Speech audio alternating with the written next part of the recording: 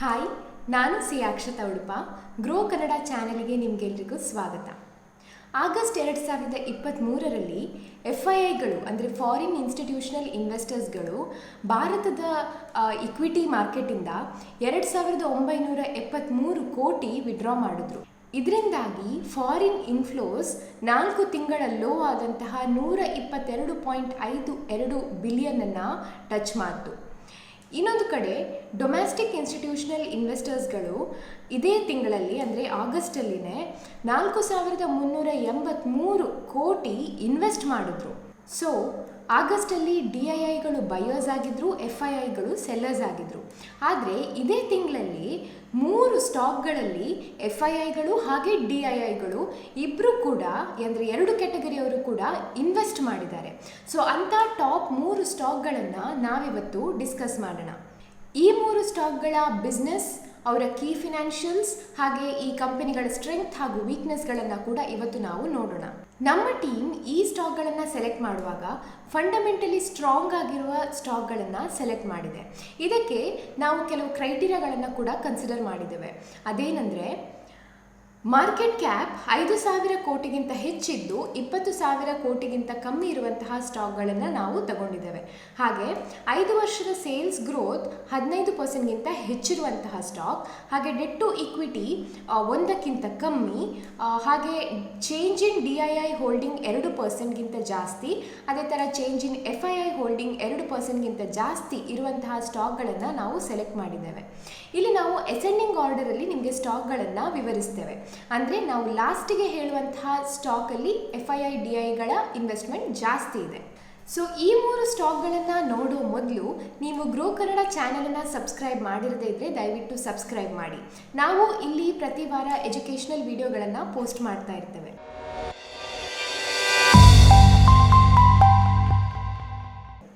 So ಈ 3 ಸ್ಟಾಕ್ಗಳನ್ನು ನೋಡೋ ಮೊದಲು ನಾವು FIIs ಹಾಗೂ DIIs ಅಂದರೆ ಏನು ಅಂತ ನೋಡೋಣ. FII ಅಂದರೆ ಫಾರಿನ್ ಇನ್ಸ್ಟಿಟ್ಯೂಷನಲ್ ಇನ್ವೆಸ್ಟರ್ಸ್. ಅಂದರೆ ಇವರ ಹೆಡ್ ಕ್ವಾರ್ಟರ್ಸ್ ಇಂಡಿಯಾದಲ್ಲಿ ಬೇಸ್ ಆಗದೆ ಎಬ್ರಾಡಲ್ಲಿ ಬೇಸ್ ಆಗಿರುತ್ತೆ. ಇವು ಹೆಡ್ಜ್ ಫಂಡ್ಸ್ ಆಗಿರ್ಬೋದು, ಪೆನ್ಷನ್ ಫಂಡ್ಸ್ ಆಗಿರ್ಬೋದು, ಅಥವಾ ಫಾರಿನ್ ಬ್ಯಾಂಕ್ಸ್ ಆಗಿರ್ಬೋದು, ಫಾರಿನ್ ಮ್ಯೂಚುವಲ್ ಫಂಡ್ಸ್ ಆಗಿರ್ಬೋದು, ಅಥವಾ ಇಂಟರ್ನ್ಯಾಷನಲ್ ಇನ್ಶೂರೆನ್ಸ್ ಕಂಪನಿಗಳಾಗಿರ್ಬೋದು. ಅದೇ DIIs ಅಂದರೆ ಡೊಮ್ಯಾಸ್ಟಿಕ್ ಇನ್ಸ್ಟಿಟ್ಯೂಷನಲ್ ಇನ್ವೆಸ್ಟರ್ಸ್. ಅಂದರೆ ಇದು Indian insurance company, Indian mutual fund ಆಗಿರ್ಬೋದು, ಪೆನ್ಷನ್ ಫಂಡ್ ಆಗಿರ್ಬೋದು, ಇಂತಹ ಇಂಡಿಯಾದಲ್ಲಿ ಬೇಸ್ ಆದಂತಹ ಕಂಪನಿಗಳು. ಈ FIIಗಳು ಹಾಗೂ DIIಗಳು ಇಂಡಿಯನ್ ಮಾರ್ಕೆಟಲ್ಲಿ ಕ್ರೂಷಿಯಲ್ ರೋಲನ್ನು ಪ್ಲೇ ಮಾಡ್ತವೆ. BSE ಹಾಗೂ NSEಯಲ್ಲಿ ಇವರು ಮೇಜರ್ ಪ್ಲೇಯರ್ಸ್ ಆಗಿದ್ದಾರೆ. ಯಾಕಂದರೆ ಇವರು ನಮ್ಮ ರಿಟೇಲ್ ಇನ್ವೆಸ್ಟರ್ಸ್ ಥರ ಸಣ್ಣ ಸಣ್ಣ ಅಮೌಂಟನ್ನು ಇನ್ವೆಸ್ಟ್ ಮಾಡೋರಲ್ಲ. ಇವರೇನಿದ್ರು ಮೇಜರ್ ಮಾರ್ಕೆಟನ್ನು ಕಂಟ್ರೋಲ್ ಮಾಡುವವರು.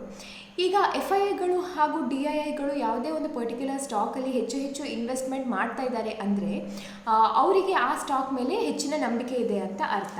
ಸೊ ಈಗ ನಮ್ಮ ಲಿಸ್ಟಲ್ಲಿರುವ ಮೊದಲನೆಯ ಕಂಪನಿಯನ್ನು ನೋಡೋಣ. ನಿಮಗೆಲ್ಲ KFC, ಪಿಜ್ಜಾ ಹಟ್ ಹಾಗೆ ಟ್ಯಾಕೋ ಬೆಲ್ ಬಗ್ಗೆ ಗೊತ್ತೇ ಇರಬೇಕು. ನೀವೆಲ್ಲ ಇದರ ಫುಡ್ಡನ್ನು ಟೇಸ್ಟ್ ಮಾಡಿರ್ತೀರ. ಸೊ ನಾವು ಡಿಸ್ಕಸ್ ಮಾಡ್ತಾ ಇರೋ ಕಂಪನಿ ಶ್ರೀಲಂಕಾ, ಇಂಡಿಯಾ ಹಾಗೂ ಮಾಲ್ಡೀವ್ಸ್ನ ಬೇರೆ ಬೇರೆ ರೆಸ್ಟೋರಾಂಗಳಲ್ಲಿ ಯಮ್ಸ್ ಅನ್ನೋ ಬ್ರ್ಯಾಂಡ್ ಅಂಡರಲ್ಲಿ ಆಪರೇಟ್ ಮಾಡುವಂತಹ ರೈಟ್ಸನ್ನು ಹೊಂದಿರುವಂತಹ ಕಂಪನಿ ಆಗಿದೆ. ಸೊ ನಾವು ಡಿಸ್ಕಸ್ ಮಾಡ್ತಾ ಇರೋ company sapphire foods India limited. ಈ ಕಂಪನಿ ಇಂಡಿಯಾದ ಸಬ್ ಕಾಂಟಿನೆಂಟಿನ one of the largest restaurant operator ಆಗಿದೆ. ಆಗಸ್ಟ್ 2023ಕ್ಕೆ ಈ ಕಂಪನಿ 778 ಟೋಟಲ್ ರೆಸ್ಟೋರೆಂಟ್ಸ್ಗಳನ್ನು ಅಕ್ರಾಸ್ ಇಂಡಿಯಾ, ಶ್ರೀಲಂಕಾ ಹಾಗೂ ಮಾಲ್ಡೀವ್ಸ್ ಹೊಂದಿದೆ. ಇದರಲ್ಲಿ 360 KFC ರೆಸ್ಟೋರಾಂಗಳು, 409 ಪಿಜ್ಜಾ ಹಟ್ ರೆಸ್ಟೋರಾಂಗಳು ಹಾಗೂ 9 ಟ್ಯಾಕೋ ಬೆಲ್ ರೆಸ್ಟೋರಾಂಗಳು ಒಳಗೊಂಡಿದೆ. ಜೂನ್ 2023ರ ಡೇಟಾವನ್ನು ನಾವು ನೋಡಿದ್ರೆ ಸಫೈರ್ ಫುಡ್ಸ್ ಇಂಡಿಯಾ ಲಿಮಿಟೆಡಲ್ಲಿ FIIಗಳ ಹೋಲ್ಡಿಂಗ್ 18.66% ಇದೆ. ಹಾಗೆ DIIಗಳ ಹೋಲ್ಡಿಂಗ್ 29.61% ಇದೆ. ಸಿನ್ಸ್ ಮಾರ್ಚ್ 2023 ಈ FII ಹಾಗೂ DIIಗಳ ಹೋಲ್ಡಿಂಗ್ ಇನ್ಕ್ರೀಸ್ ಆಗಿದೆ. ಅಂದರೆ FIIಗಳ ಹೋಲ್ಡಿಂಗ್ 3.16% ಇನ್ಕ್ರೀಸ್ ಆಗಿದೆ, ಹಾಗೆ DIIಗಳ ಹೋಲ್ಡಿಂಗ್ 2.16% ಇನ್ಕ್ರೀಸ್ ಆಗಿದೆ. ಈಗ ಈ ಕಂಪನಿಯ ರೆವೆನ್ಯೂ ಸೆಗ್ಮೆಂಟ್ಸನ್ನು ನೋಡೋಣ. ಮೊದಲ ಸೆಗ್ಮೆಂಟ್ KFC, ಎರಡನೇದು ಪಿಜ್ಜಾ ಹಟ್, ಮೂರನೇದು Sri Lanka business. KFC sapphire foods India ಲಿಮಿಟೆಡ್ನ ಲಾರ್ಜೆಸ್ಟ್ ಬ್ರ್ಯಾಂಡ್ ಆಗಿದೆ. 2024ರ Q1 ಡೇಟಾವನ್ನು ನಾವು ನೋಡಿದ್ರೆ ಇಂಡಿಯಾದಲ್ಲಿ KFC ರೆಸ್ಟೋರೆಂಟ್ಗಳು 358 ಇದೆ. ಹಾಗೆ ಇವರ average daily sales per restaurant 1,38,000 ಇದೆ. ಇದರಲ್ಲಿ ರೆವೆನ್ಯೂ 428.6 ಕೋಟಿ ಇದೆ. 2024ರ Q1 ಪಿಜ್ಜಾ ಹಟ್ಟಿನ ಡೇಟಾವನ್ನು ನೋಡಿದ್ರೆ 302 ರೆಸ್ಟೋರೆಂಟ್ಗಳು ಇಂಡಿಯಾದಲ್ಲಿದೆ. ಹಾಗೆ ಇವರ average daily sales per restaurant 52,000 ಇದೆ. ಹಾಗೆ ಇವರ ರೆವೆನ್ಯೂ 136.2 ಕೋಟಿ ಇದೆ. ಈಗ ಶ್ರೀಲಂಕಾ ಬಿಸ್ನೆಸ್ ಬಗ್ಗೆ ಮಾತಾಡಿದ್ರೆ ಈ ಕಂಪನಿ 114 ರೆಸ್ಟೋರೆಂಟ್ಗಳನ್ನು ಹೊಂದಿದೆ. ಇವರ average daily sales per restaurant 81,000, ಹಾಗೆ ಅವರ ರೆವೆನ್ಯೂ 88.5 ಕೋಟಿ ಆಗಿದೆ. ಸೊ ನಾವು 2024ರ Q1 ರಿಸಲ್ಟ್ ಅನ್ನು ನೋಡಿದ್ರೆ 66% KFC ಇಂದ ರೆವೆನ್ಯೂ ಬಂದಿದೆ, 21% ರೆವೆನ್ಯೂ ಪಿಜ್ಜಾ ಹಟ್ ಬಿಸ್ನೆಸ್ ಇಂದ ಬಂದಿದೆ, ಹಾಗೆ 13% ರೆವೆನ್ಯೂ ಶ್ರೀಲಂಕನ್ ಬಿಸ್ನೆಸ್ ಇಂದ ಬಂದಿದೆ. ಈಗ ಇವರ ಸೇಲ್ಸ್ ಚಾನೆಲ್ ಮಿಕ್ಸ್ ಅನ್ನು ನೋಡೋಣ. 39% ರೆವೆನ್ಯೂ ಡೆಲಿವರಿಯಿಂದ ಬಂದಿದೆ, 41% ರೆವೆನ್ಯೂ ಡೈನಿಂಗಿಂದ ಬಂದಿದೆ, ಹಾಗೆ 20% ಟೇಕ್ ಅವೇಸಿಂದ ರೆವೆನ್ಯೂ ಬಂದಿದೆ. ಇನ್ನು ಈ ಕಂಪನಿ ಎಮ್ಮಿಗೆ ರಾಯಲ್ಟಿಯನ್ನು ಪೇ ಮಾಡುತ್ತೆ. ಇದು ಅದರ ಟೋಟಲ್ ಸೇಲ್ಸ್, ಸಫೈರ್ ಫುಡ್ಸಿನ ಟೋಟಲ್ ಸೇಲ್ಸ್ ಅಂದರೆ KFC, ಪಿಜ್ಜಾ ಹಟ್ ಹಾಗೂ ಟ್ಯಾಕೋ ಬೆಲ್ಲಿನ ಟೋಟಲ್ ಸೇಲ್ಸಿನ 6ರಿಂದ 6.3% ಆಗುತ್ತೆ. ಫಿನಾನ್ಷಿಯಲ್ ಇಯರ್ 2023ರಲ್ಲಿ ಈ ಕಂಪನಿ ಟೋಟಲ್ ರಾಯಲ್ಟಿ 136 ಕೋಟಿಯನ್ನು ಪೇ ಮಾಡಿದೆ. ಈಗ ಕಂಪನಿಯ ಕೆಪೆಕ್ಸ್ ಪ್ಲಾನ್, ಡೆಟ್ ಮ್ಯಾನೇಜ್ಮೆಂಟ್ ಹಾಗೆ ಲಿಕ್ವಿಡಿಟಿಯನ್ನು ನೋಡೋಣ.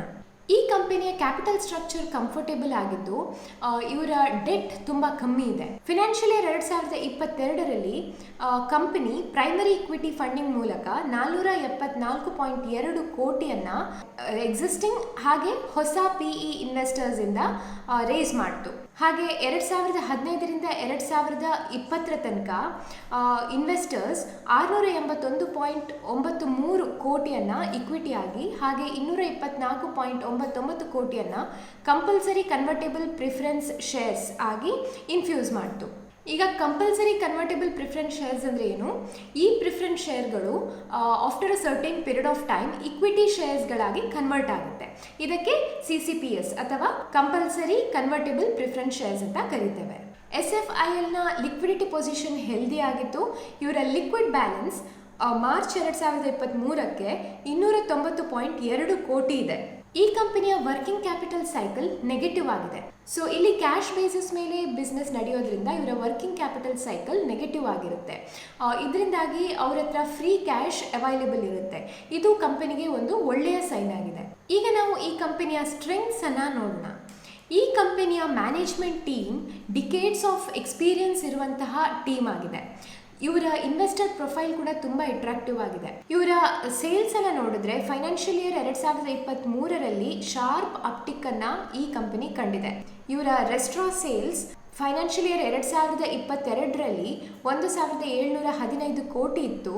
ಆದರೆ ಈಗ ಅದು 2,257 ಕೋಟಿಗೆ ಇನ್ಕ್ರೀಸ್ ಆಗಿದೆ. ಹಾಗೆ ನಂಬರ್ ಆಫ್ ರೆಸ್ಟೋರೆಂಟ್ಗಳು ಕೂಡ ಇನ್ಕ್ರೀಸ್ ಆಗಿವೆ. ಫಿನಾನ್ಷಿಯಲ್ ಇಯರ್ 2022ರಲ್ಲಿ 579 ಇದ್ದರೆ ಈಗ ಫಿನಾನ್ಷಿಯಲ್ ಇಯರ್ 2023ರಲ್ಲಿ ಇದು 743ಕ್ಕೆ ರೀಚ್ ಆಗಿದೆ. ಇವರ ಎಬಿಟಾ ಮಾರ್ಜಿನ್ಸ್ ಕೂಡ ಒಳ್ಳೆಯ ಇಂಪ್ರೂವ್ಮೆಂಟನ್ನು ಕಂಡಿದೆ. ಫಿನಾನ್ಷಿಯಲ್ ಇಯರ್ 2022ರಲ್ಲಿ ಇದು 17.8% ಇತ್ತು. ಫಿನಾನ್ಷಿಯಲ್ ಇಯರ್ 2023ರಲ್ಲಿ ಇದು 19% ಆಗಿದೆ. ಈಗ ಈ ಕಂಪನಿಯ ವೀಕ್ನೆಸಸ್ ಅನ್ನು ನೋಡೋಣ. ಈ ಕಂಪನಿ ಅದರ ಸ್ಟೋರ್ ಕೌಂಟನ್ನು ಡಬಲ್ ಮಾಡುವಂತಹ ಪ್ಲ್ಯಾನನ್ನು ಹೊಂದಿದೆ.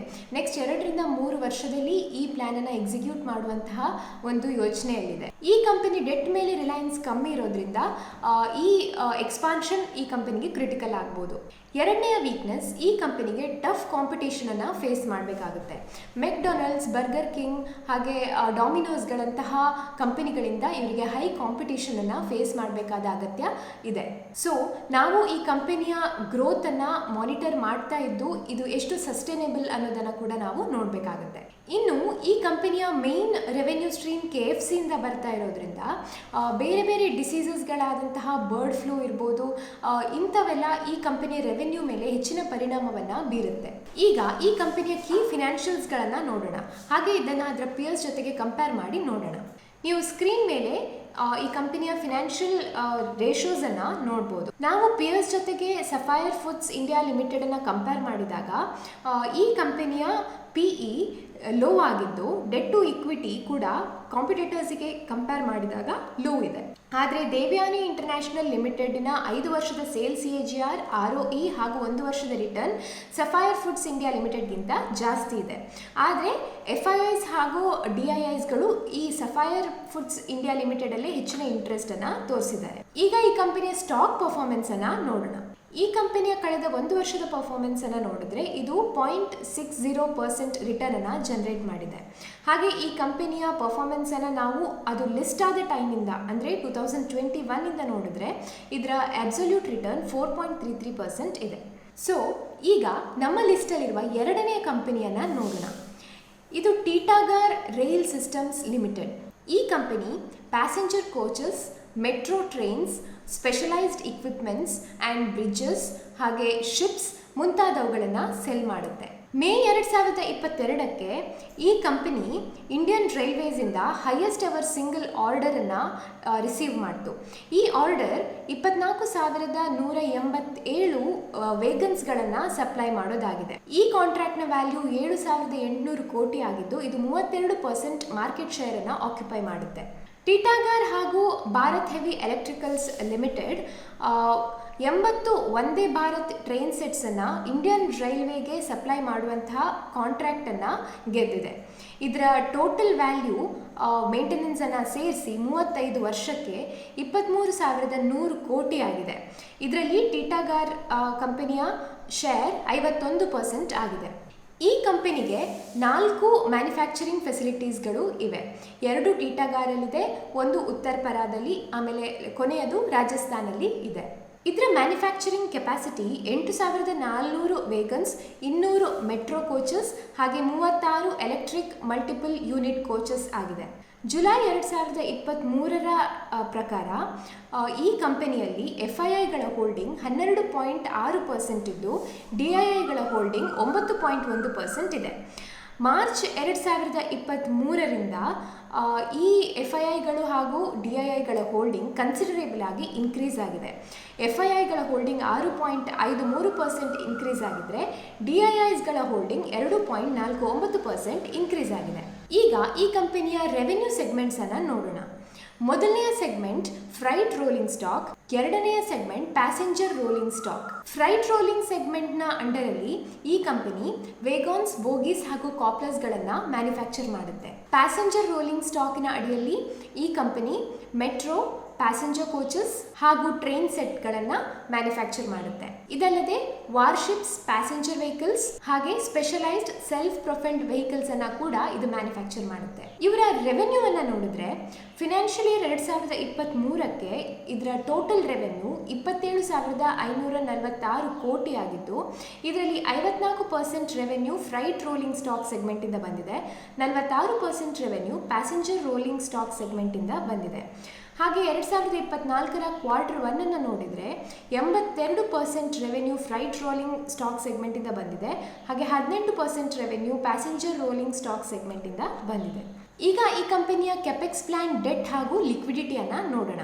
ಇವರ ಆರ್ಡರ್ಸ್ ಬಗ್ಗೆ ಮಾತಾಡೋದಾದರೆ ಆಸ್ ಆಫ್ ಜೂನ್ 2023 ಇವರ ಸ್ಟ್ಯಾಂಡ್ ಅಲೋನ್ ಆರ್ಡರ್ ಬುಕ್ 28,000 ಕೋಟಿ ಆಗಿದೆ. ಇದರಲ್ಲಿ 49% ಫ್ರೈಟ್ ರೋಲಿಂಗ್ ಸ್ಟಾಕ್ಸ್ ಆಗಿದೆ, 51% ಪ್ಯಾಸೆಂಜರ್ ರೋಲಿಂಗ್ ಸ್ಟಾಕ್ಸ್ ಆಗಿದೆ.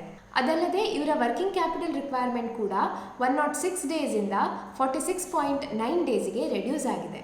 ಅಂದರೆ ಕಂಪನಿ ತುಂಬ ಎಫಿಷಿಯೆಂಟ್ ಆಗಿ ವರ್ಕ್ ಮಾಡೋದಕ್ಕೆ ಸಾಧ್ಯ ಆಗಿದೆ. ಹಾಗೆ ಇವರ ಹತ್ರ ಕ್ಯಾಶ್ ಕೂಡ ಬೇಕಾದಷ್ಟಿದೆ. ಅಂದರೆ ಕಂಪನಿ ಮೋರ್ ಎಫಿಷಿಯೆಂಟ್ ಆಗಿ ಆಪರೇಟ್ ಮಾಡ್ತಾ ಇದೆ, ಹಾಗೆ ಇವರ ಕ್ಯಾಶ್ ಆನ್ ಹ್ಯಾಂಡ್ ಕೂಡ ತುಂಬ ಇದೆ ಅಂತ ಅರ್ಥ. ಈಗ ಈ ಕಂಪನಿಯ ಸ್ಟ್ರೆಂಗ್ತನ್ನು ನೋಡೋಣ. ಈ ಕಂಪನಿ 80 ವಂದೇ ಭಾರತ್ ಟ್ರೈನ್ ಸೆಟ್ಗಳನ್ನು ಇಂಡಿಯನ್ ರೈಲ್ವೇಸಿಗೆ ಡೆಲಿವರಿ ಮಾಡುವಂತಹ ಅಥವಾ ಸಪ್ಲೈ ಮಾಡುವಂತಹ ಕಾಂಟ್ರಾಕ್ಟನ್ನು ತೆಗೆದುಕೊಂಡಿದೆ. ಈ ಆರ್ಡರಿನ ಟೋಟಲ್ ವ್ಯಾಲ್ಯೂ 23,100 ಕೋಟಿ ಆಗಿದೆ. ಇದು ಈ ಕಂಪನಿಗೆ ಒಂದು ಹೆಲ್ದಿ ರೆವೆನ್ಯೂ ಅನ್ನ ಕೊಡುವ ಪಾಸಿಬಿಲಿಟಿ ಇದೆ. ಈ ಕಂಪನಿ ಅದರ ಮ್ಯಾನುಫ್ಯಾಕ್ಚರಿಂಗ್ ಕೆಪಾಸಿಟಿಯನ್ನು ಕೂಡ ಇನ್ಕ್ರೀಸ್ ಮಾಡ್ತಾ ಇದೆ. ಇದು ಕೂಡ ಒಂದು ಒಳ್ಳೆಯ ಸ್ಟ್ರೆಂಗ್ತ್ ಆಗಿದೆ. ಈ ಕಂಪನಿ ಅದರ ವೇಗನ್ ಮ್ಯಾನುಫ್ಯಾಕ್ಚರಿಂಗ್ ಕೆಪಾಸಿಟಿಯನ್ನು 8,400ರಿಂದ 12,000 ಯೂನಿಟ್ಸ್ ಪರ್ ಇಯರಿಗೆ ಹೆಚ್ಚು ಮಾಡ್ತಾ ಇದೆ.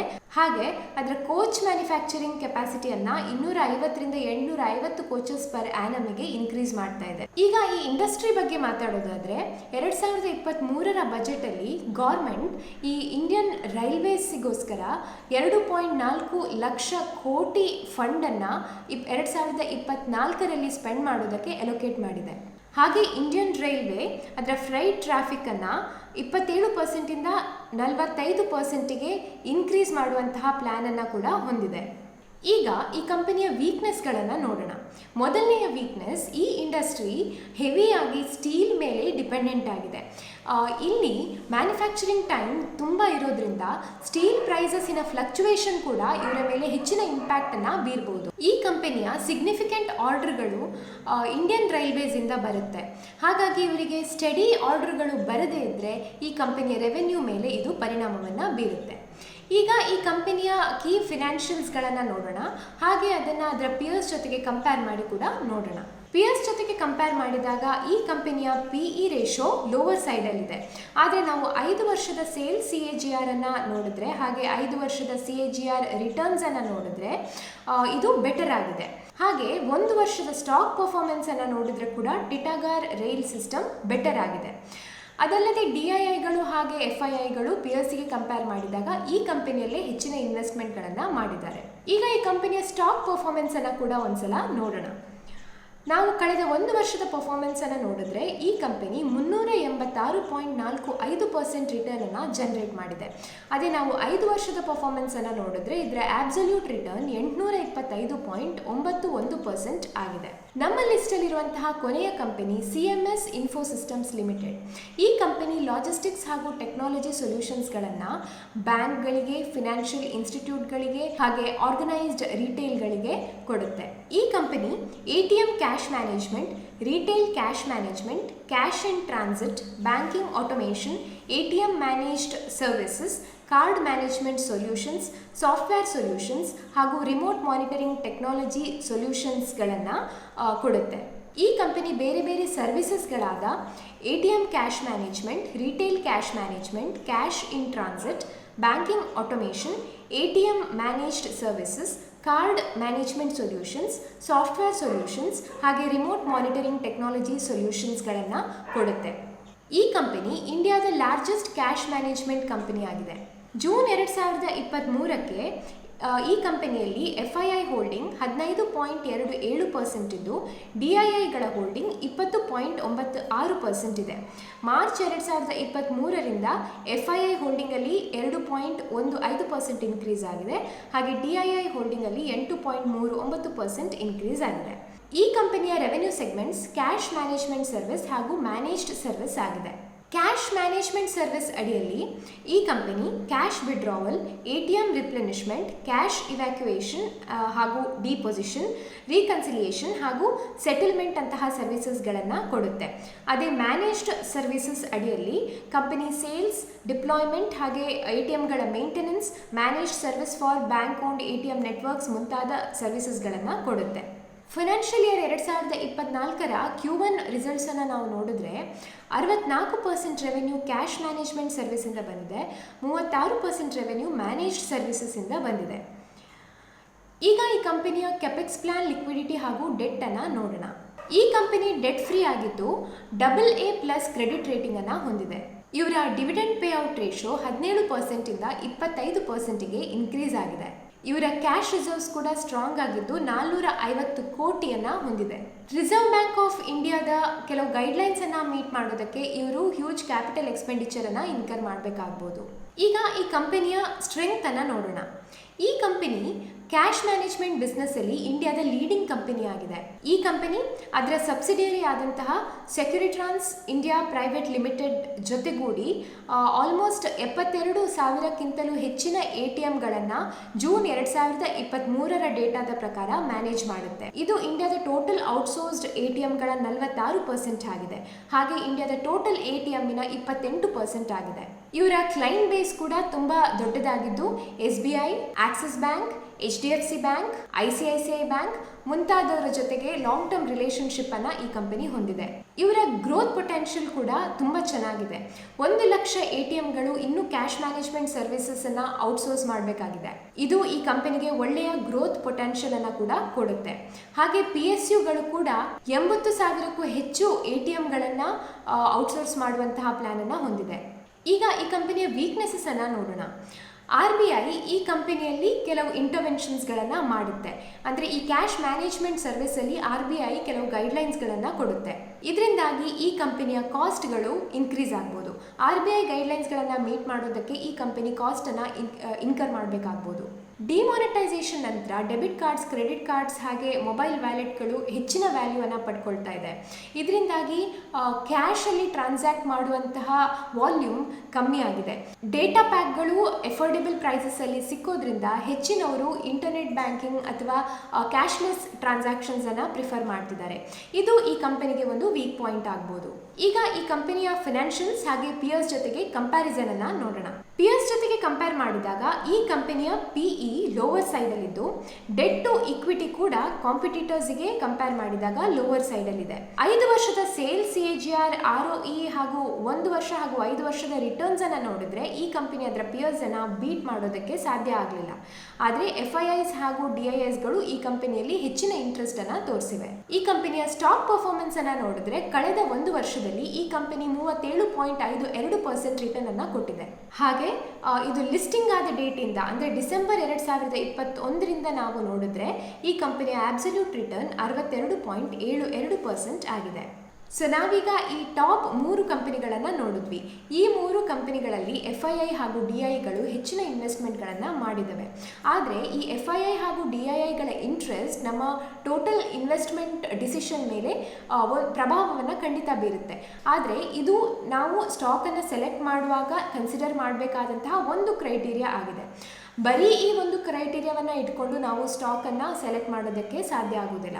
ನಾವು ನಮ್ಮ ಇನ್ವೆಸ್ಟ್ಮೆಂಟನ್ನು ಮಾಡುವಾಗ ಬೇರೆ ಬೇರೆ ವಿಷಯಗಳನ್ನು ನೋಡಿ ಚೆನ್ನಾಗಿ ಅನಾಲಿಸಿಸ್ ಮಾಡಿ ಫಿನಾನ್ಷಿಯಲ್ ಅಡ್ವೈಸರ್ನ ತಗೊಂಡು ಇನ್ವೆಸ್ಟ್ಮೆಂಟನ್ನು ಮಾಡಬೇಕಾಗುತ್ತೆ. ಸೊ ಇವತ್ತಿನ ವಿಡಿಯೋ ನಿಮಗೆ ಹೆಲ್ಪ್ ಆಗಿದೆ ಅಂತ ಅಂದ್ಕೊಳ್ತೀನಿ. ನಾವು ಮಾಡುವಂತಹ ಎಲ್ಲ ವಿಡಿಯೋಗಳು ಎಜುಕೇಷನ್ ಪರ್ಪಸ್ಸಿಗೆ ಮಾತ್ರ, ಇದು ಯಾವುದೇ ರೀತಿಯ ಬೈ ಸೆಲ್ ರೆಕಮೆಂಡೇಷನ್ ಅಲ್ಲ. ಮತ್ತೆ ಬರ್ತೀವಿ ಇನ್ನಷ್ಟು ಎಜುಕೇಷನಲ್ ಕಂಟೆಂಟ್ಗಳೊಂದಿಗೆ. ಅಲ್ಲಿ ತನಕ ಟೇಕ್ ಕೇರ್, ಬಾಯ್ ಬಾಯ್.